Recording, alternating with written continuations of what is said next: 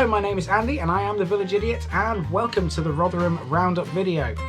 Now you will be aware that all 31 parishes of Rotherham have been finished, and throughout the course of the last 2 months you guys have been sending me all this lovely information about things in Rotherham, and I've printed them all out onto this rather, well, I say thick, it's 5 sheets of paper, and we're going to go through them all one by one and see what information you guys have sent me to include in this roundup video. So we're going to go through them all in alphabetical order, and I will go through all 31 just so that I don't miss any. But if there is one that I haven't got any information about, I will just say there's no information and we'll move on to the next one.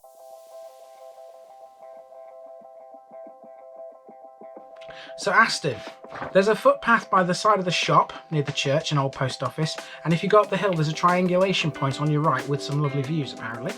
Aston Hall originally belonged to the Darcys. I think I did put that in the video, but I didn't say much about it. It was then sold and used from around 1872 as Orton Hospital before becoming a hospital for women with mental illnesses. I think that was in the video too. And that was from around 1950 to 1970 when it was again sold and taken over by the hotel chain, which I did mention in the video. The Verelst family, I did talk about them as well. Now they bequeathed part of Aston Hall to be used as a cricket club. A lot of people mentioned about the cricket club, and obviously I didn't go to it. I didn't actually know it was there, believe it or not, but there is a cricket club at Aston Hall. The young men of the family apparently were keen cricketers, and one of them even played a few games for Yorkshire, believe it or not, so there you go. There's a haunted house across the road from the church in Aston as well. Didn't know that, thank you very much. And Aston Park with Nicker Wood is also behind Aston Hall, and that's accessible via Church Lane. That's pretty much the information all I got for Aston. Let's move on to Bramley. Alright, so Bramley, this was another popular one. Bramley Grange, the big house that I walked past through the field, that was used as the site office for the construction of the M18 during the 1960s. And the rotting library floor was lifted, and there was a secret tunnel under the fireplace which led out to the fields.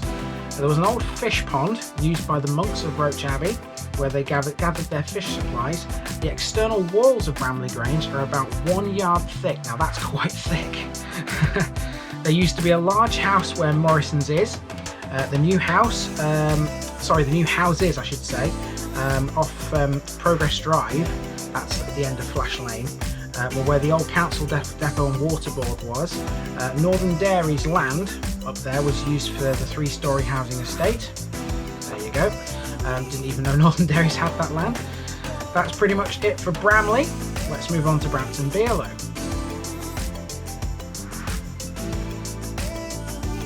Okay, I didn't get much for Brampton Beerlow at all.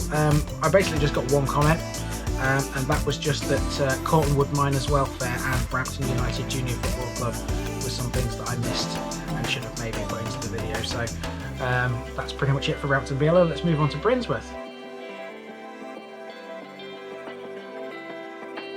And in pretty much the same way, Brinsworth is almost the same. I only got one comment. Basically saying that I forgot to film the Thirsty Flame, which I did, to be honest with you. The Thirsty Flame is another pub. If you go a bit further down Whitehill Road, down towards where the bridge and the railway line that we saw is, there's a pub there on the right called the Thirsty Flame.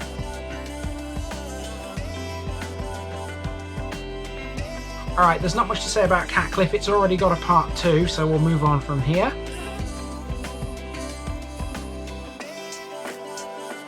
Right, Dalton, this one was quite popular and a lot of people liked it, and I expected that. I only really got one comment though, and it was an error that I made in the video. Now, when I was on Woodlanes Village, you see a pond next to the lakeside pub, and I say in the captions that's Pit Pond. Now, apparently that's not Pit Pond. Apparently the pond that's on the nature reserve in Silverwood Colliery, that is the Pit Pond. The lake that you see in the video is basically just where they've redirected the stream to form a lake to be built on the new estate, just basically like a water feature. It's not actually the Pit Pond.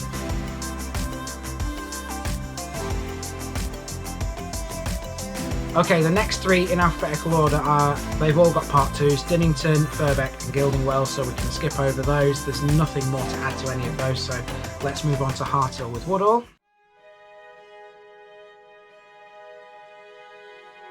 Alright, so Harthill with Woodall, the very first video I recorded. It's funny, when I look back at that video now, it looks so different to the ones I do at the moment. If you haven't seen it, I will put it in the end card of this video just so you can see my very first video and how different it looked to the ones that I do now. So I got a few bits of information for Harthill, not a great amount. The reservoir, let's start with that. It's in a bit of a sorry state apparently, but apparently there is some funding coming to improve it. It's a good thing really, because it's a nice place to be. The services we see on the M1, they used to be owned by Trust House Forte, and they used to be known as Forties. And on the same subject, the services, there are some back roads into the services just off the M1. There's a path at the back of the southbound services, and you can walk or ride a bike up there, and that eventually leads to Kiverton Community Woodland, which we saw in the Wales video.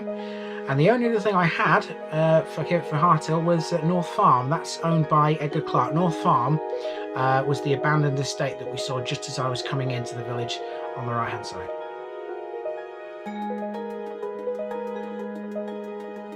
Now, overwhelmingly for Hellaby, the one comment which cropped up again and again and again was this one about there being no park or playground. Apparently there is a park and a playground, and it's at the end of Barry Grove. I'm going to put a map in the video to show you where that is. I had no idea that Hellaby had a park or a playground, which is why I put in the captions at the bottom as I was walking down towards Hellaby Hall that there was no park or playground. But apparently there is. It's at the bottom of Grange Drive where it meets Barry Grove. It's a big park and a playground. Alright, the next one's Houghton Levitt. It's already got a part 2 and I have nothing more to add to it, so let's move on. Similarly, Houghton Roberts, I have no information at all about Houghton Roberts. Nobody sent me anything, so I'm moving on again. Alright, so the next one is, next 2 in fact, Lawton-on-Lamorthen and Letwell. They both have part 2 videos, and no one sent me anything more about those, so we can skip those and move on to Maltby. Alright, Maltby, Rotherham's biggest parish. So the old chapel on Firth Crescent, which I saw in the video, that was the Church of the Ascension. Makes sense because that street's called Ascension Mews. Built for the miners of Maltby Pit, and the last wedding was held there in 1992. The comment I got for this was actually from the woman who had that last wedding in 1992. Princess Margaret, the Queen's sister, used to stay with Lord and Lady Scarborough. That's the same people who I talk about in Sandbach House. His cousin is Joanna Lumley, believe it or not, and was seen having a drink at the Black Lion in Firbeck. So, a little bit of celebrity there for you. The colliery, there's an industrial estate behind it on Tickhill Road, and that used to be an ordnance factory in World War II where they manufactured Lee Enfield rifles and Sten submachine guns. A Lido outdoor swimming pool, that's at the bottom of the Crags. Didn't know that, thank you very much for that one. And the last thing I got from Maltby, part of the tower at St Bartholomew's Church dates back to the 11th century. That makes it older than Roach Abbey.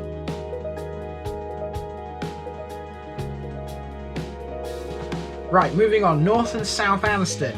Now, a lot of people talked about Anston Stones Wood. Now, I have plans in this summer to go back to Anston Stones Wood and find Dead Man's Cave, because apparently the route I tried to take into Anston Stones Wood was the most perilous I could have picked, and parts of it are impassable, which is why I didn't succeed. But you can access Anston Stones Wood by going off Rackford Road, that's near the cricket ground. There are 2 paths which merge before going into the trees, and in the opposite direction, Brighton Road follows Anston Brook and the railway line, and that's called Butterfield Way.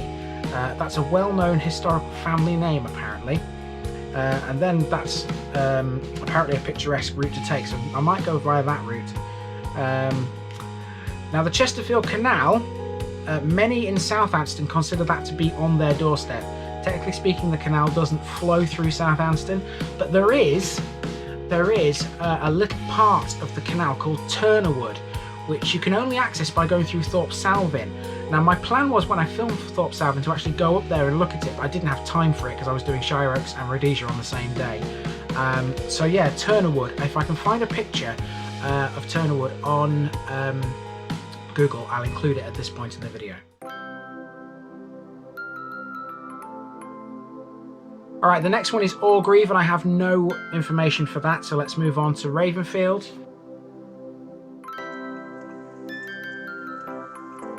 Ravenfield already has a part 2, there's nothing more to add to it, and actually the next one, Thorpe Salvin, I have no information about that either, so we can skip that too.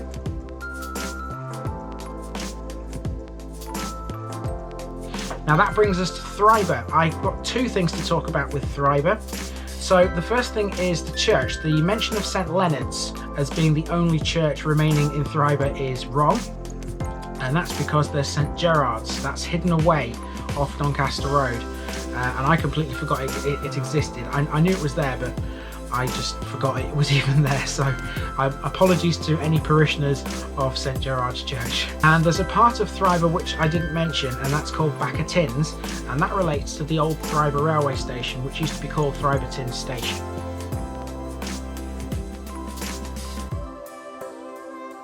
Next is Thurcroft. It's already got a part 2, we can skip over that, there's nothing more to add.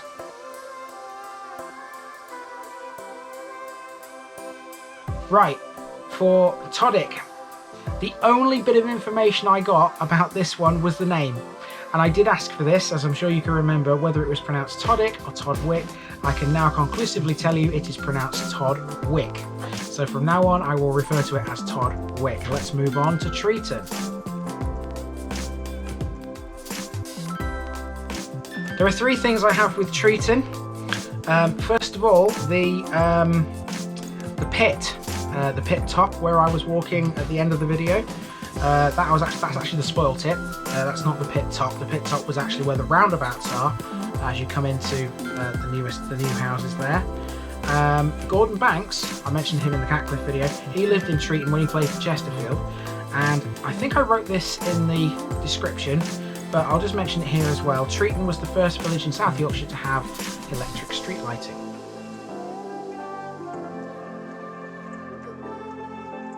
Okay, there's nothing more to add for Ulley, that's already got a part 2, so we'll move on to Wales.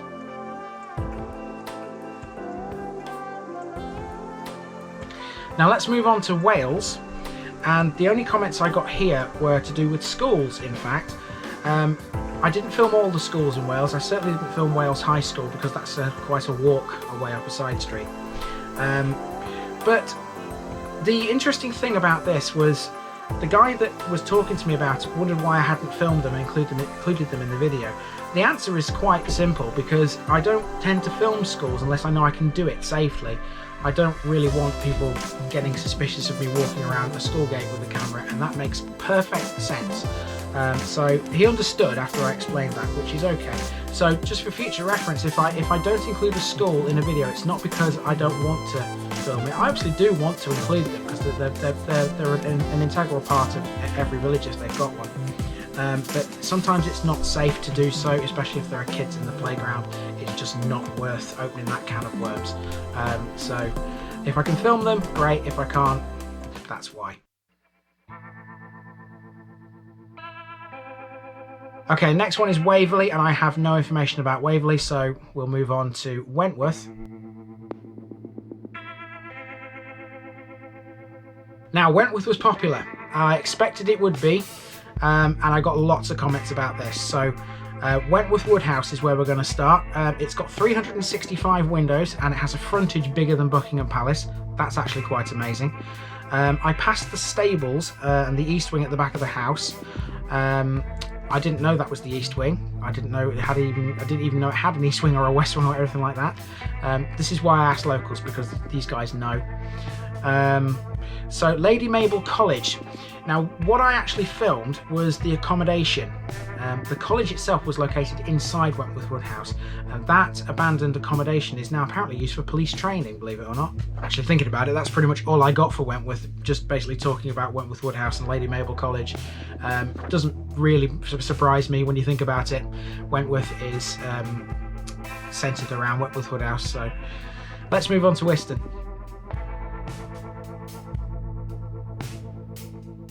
And for Whiston, I have no information at all. So Wickersley is next. Now for Wickersley, I got a comment from a volunteer at St Albans Church. Now, if you remember in the video, the church was open, the church door was open, and I said that, okay, I'm not going to go in. I'm not sure if I can with COVID and all that. Now, the person who wrote this said that the church is actually open, following government guidelines and social distancing, so I could have actually walked in and filmed inside of it.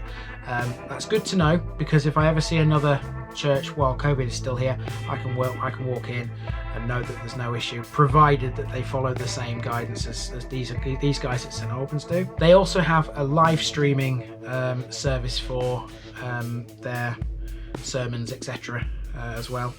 So if anyone lives in Wickersley who thinks about going to church or is a regular churchgoer, they have live streams apparently.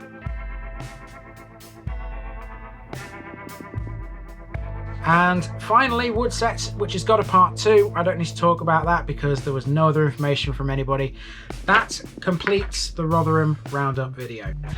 So thank you very much everybody for all your lovely comments and everything that you wanted me to put into this video. I know it's not very good because it's not the entire borough, but that's because I had the original idea of doing part 2s for every single one. Then I changed my mind and went for this roundup idea, which I think is better. It just saves me making a million videos for one borough and just lumping it all in one. So the next one, hopefully, of these that will be up will be the Barnsley one when I've finished it. So yeah, any Barnsley people out there watching this, if you've got any information on any of the 17 parishes of Barnsley, you know where to send it, and I can include anything that I miss or I forgot or I got wrong in the 17 parishes of Barnsley when I make the Barnsley Roundup video. Other than that, I've been the Village Idiot and I am out.